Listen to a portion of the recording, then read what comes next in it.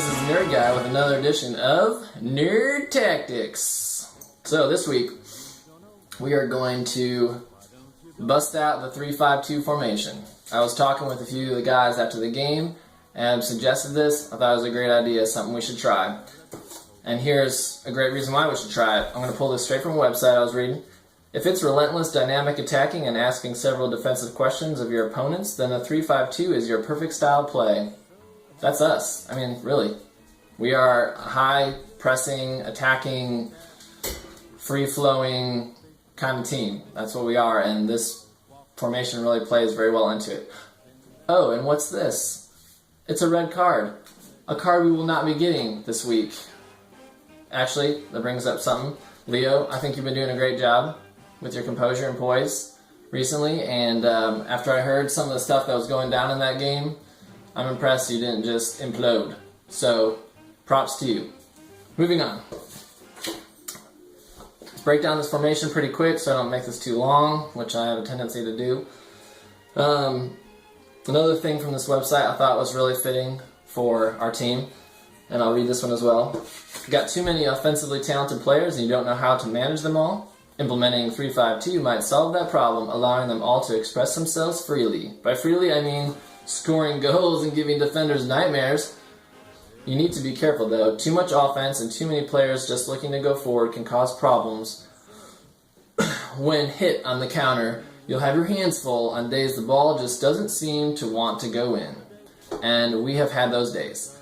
I am not disappointed at all with our attacking ability. We have had tons of opportunities this season, and sometimes they just don't seem to want to.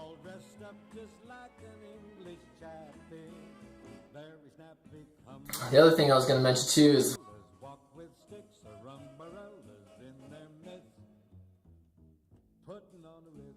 playing freely and being able to attack and take players on, and etc., etc. So moving into the lineup really quick. Essentially, this is what we play right now. 4-4-2. Move this guy around. 2 strikers. Move this guy here. 4-4-2. Now, the way I see it, you either have 3 at the back or you have 4 at the back. That keeps it pretty basic as far as formations go. And if we remove this center back, shift him over, you have 1 center back. 3, 5. Dang it, I'm missing somebody. Voila, you have a 3-5-2. Defense. I think the biggest thing with the defense in this formation is the flat back 3. It sounds like, from what I read, that you really need to hold those 3 in a straight line. Don't let the left and right back push out too wide. The center back has to stay locked in to the middle and not get sucked into the midfield. Biggest thing is the center back they're the most crucial organizer on the field. Smart tackles, keeping the ball. Patrick's great at that. He's basically, your captain from the back. Left and right back are the safety valves for the midfield for anything that squirts through, and they really have to stay home to give us shape for the rest of the formation. Midfield. Really, you can play almost any formation with this 5-man midfield, but I think the best version is to have a somewhat defensive-minded midfielder, a couple of attacking center midfielders, and then your wingbacks.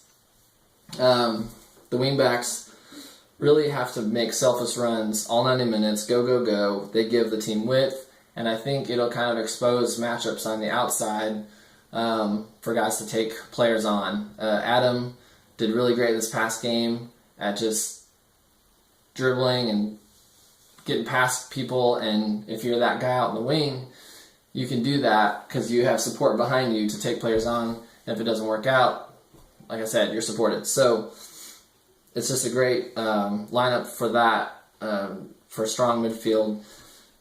Gives us the ability to possess and the freedom to move forward knowing that you're covered.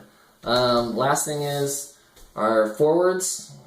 Once again, you can play them flat up top. You can play them staggered. You can have one pushing up high and another kind of swinging behind him. And I think the biggest thing is as soon as we lose the ball, we need to have at least one of those forwards trying to win the ball back, and I think that will limit the other team's our ability to put in long balls. Our forwards seem to be really good at retaining possession so that we can move forward or move together as a team. If they can keep the ball with their back to goal, then it allows us to move up with them. It opens up opportunities for 1-2s, which is what we've kind of thrived on over the years. So let's roll with it this week and see how it goes. And if anybody has suggestions, let's talk it out. We've got a week to figure it out before Sunday.